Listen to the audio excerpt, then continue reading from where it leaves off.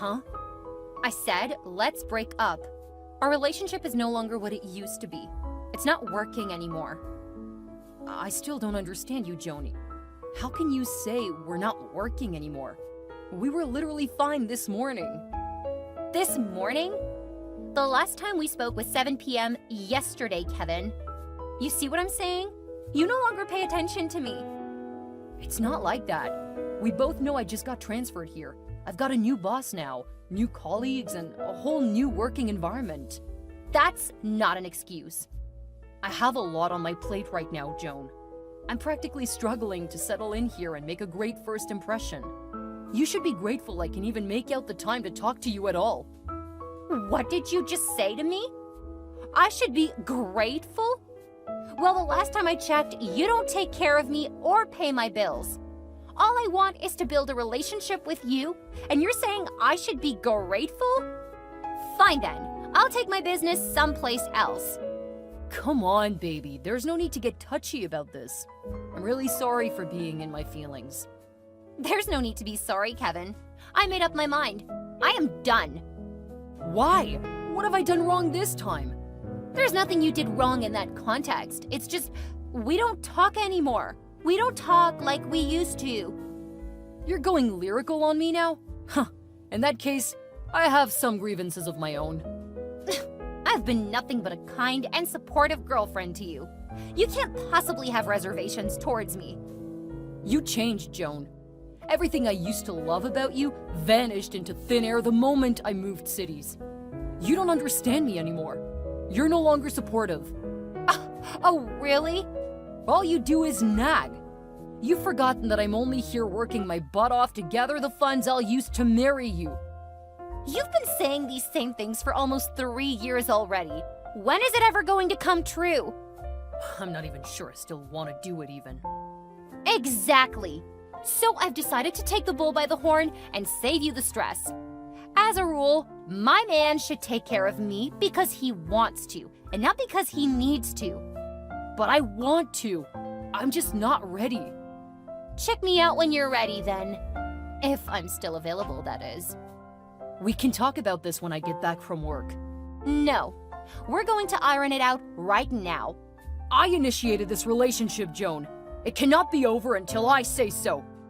So it's a prison now, huh? FYI, I'm an adult now and can do whatever I want with my life. You're neither my father nor my husband. Yet. Whatever. You cannot tell me what to do. I can make my own decisions. You're wrong, because I'm the man in this relationship. Joan, my supervisor's calling. Let me get to work now, okay? I'll call you later. Hi, Joan.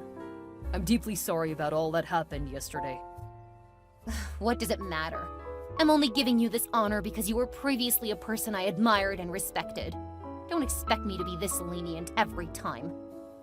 You are well within your rights to be upset, darling. But we're adults, aren't we? We can talk this out. I really don't want to talk to you right now, Kevin. You are unapologetic, and I cannot have any of that around me. I want to make things right, though. Come live with me, Joan. Huh? I want you to move in with me, here. Like I should move cities, hundreds of miles just to be with you? I don't understand. Are you not grateful that I made that decision? What is it with you asking me if I'm grateful? What is the guarantee that you'll even pay any attention to me if I make the daunting sacrifice of leaving all that I have behind and coming to you? I'll take care of you, Joan. It's a promise. Well, I don't trust you. You'll have to trust the man that wants to marry you at some point, though, won't you? Now I feel like you're just using this marriage thing to hold me down. I told you once before, I no longer want to be with you. You're unserious and keep making promises you never keep. So what you're saying now is that you'll come to me if I show some seriousness? Of course. Ask me to marry you. Say something that makes me see that you are invested in our relationship and not just using me to pass time. Okay. So? Joan? Yes? Will you make me the happiest man in the world and be my wife? Huh? That's not how it's done. Where's the ring? Just say yes and come over to me. I promise to give you the best of rings money can buy when you get here. So what do you say? Yes? Yes. OMG, Kevin, I can't believe this is finally happening. I told you it will one day. I was just waiting for the right time. Oh, I'm so glad it finally came. So am I. So, when are you coming over? As soon as I can. I work online, so moving won't affect my job at all. So I'll just drive over as soon as I can. You can expect me tomorrow. Yippee!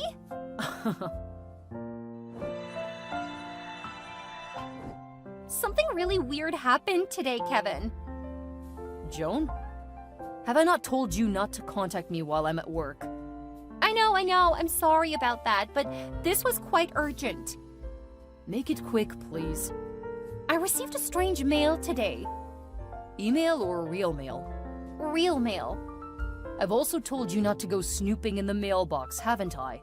Calm down, Kevin. The box was literally bursting open. You're never willing to pick up the mail and you won't let me help you out either? What did you see, Joan? I don't have all day. An invoice from your landlord? Not that I've ever seen anything like that ever in my life. Oh, I actually wanted you to see that. I guessed as much. Since when am I co-renting your apartment? I don't understand. We live together under the same roof, no? Does that mean we should both be on the rental agreement? Duh. And why does it say on here that the rent is overdue by a month? My business has suffered a minor setback lately, so I was unable to sort out the rent when due. Business? I thought you were a warehouse manager at a motor spare parts company. Business, office, it's all the same thing. But it's all good because you're here now.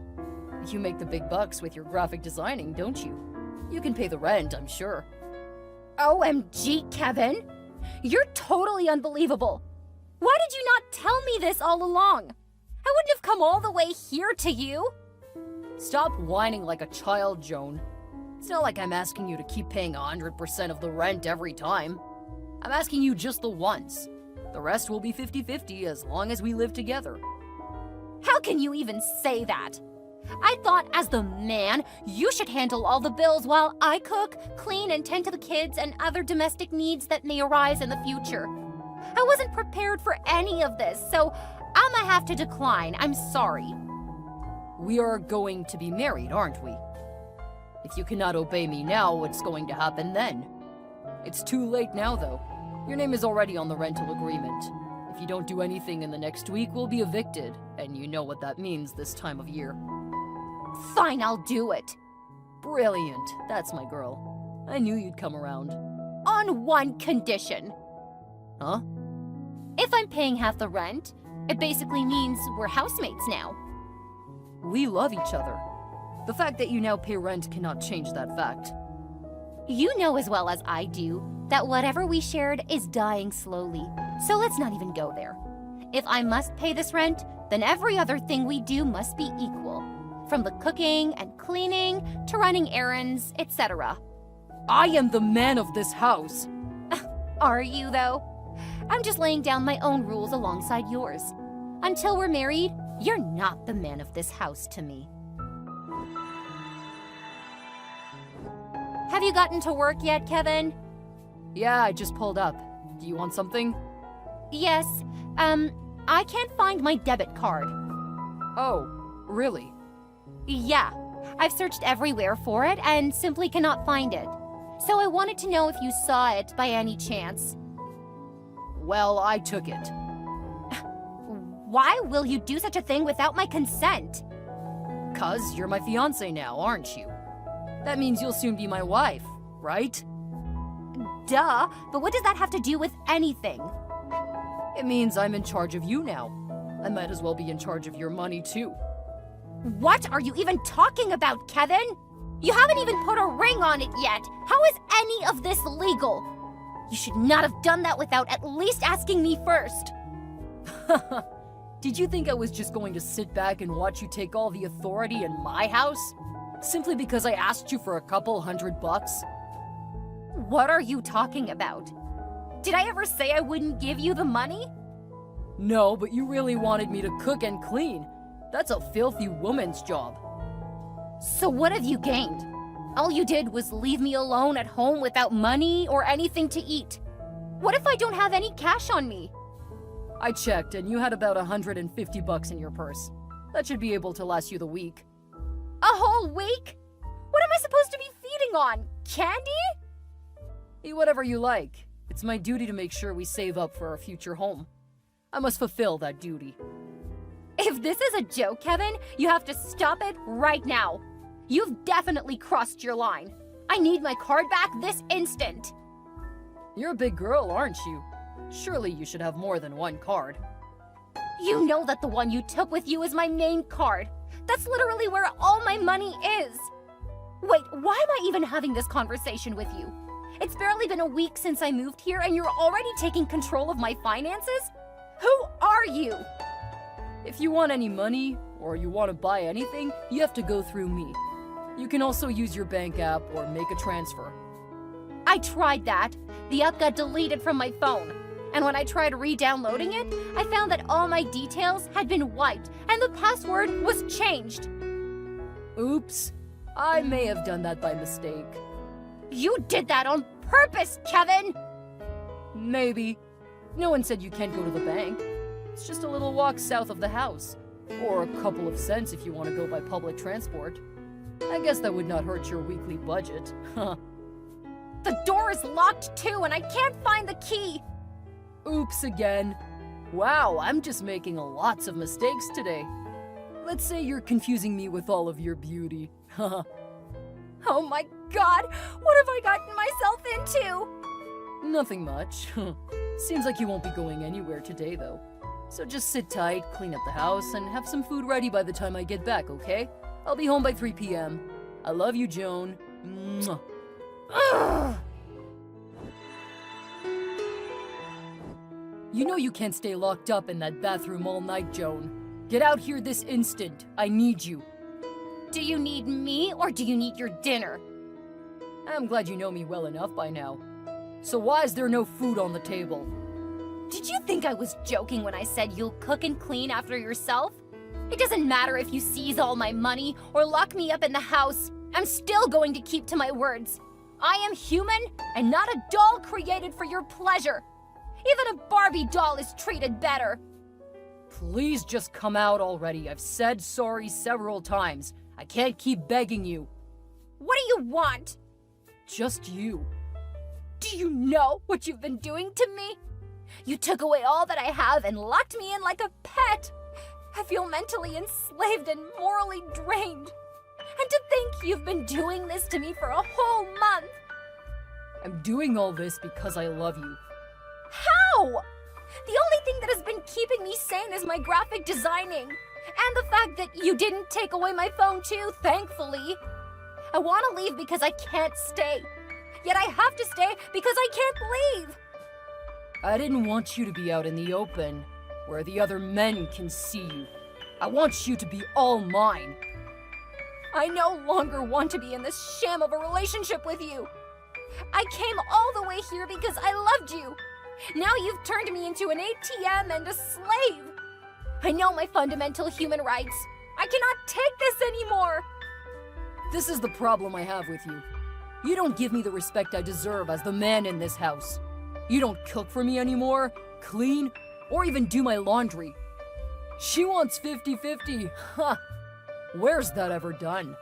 Not in my house, most especially not when I keep a roof over your head. Excuse me? I'm the one doing all the heavy lifting here. Sheesh, you brag a lot. That's why I prefer Mia. What did you just say? I didn't say anything, okay? Who's Mia? Mia is no one. In fact, suit yourself. You can stay in there for as long as you please. I'm no longer hungry, even. I'll be stepping out now. See you when I see you. Kevin, get back here and explain yourself this instant! Why are there so many cars outside the house?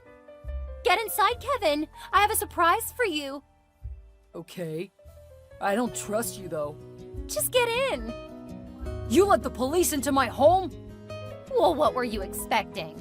That I'd just let a barbaric animal like you roam free? What? You lied to me, Kevin. You told me you moved here because of your job. You told me you were going to get married to me when I got here. Oh, I should have known better. But I let my desperation get the best of me. That wasn't a lie, Joan. I was really going to marry you. I had great plans for us. I even got a ring. I was gonna make things right. After you already made things horribly wrong? Thank goodness you mentioned the name Mia yesterday.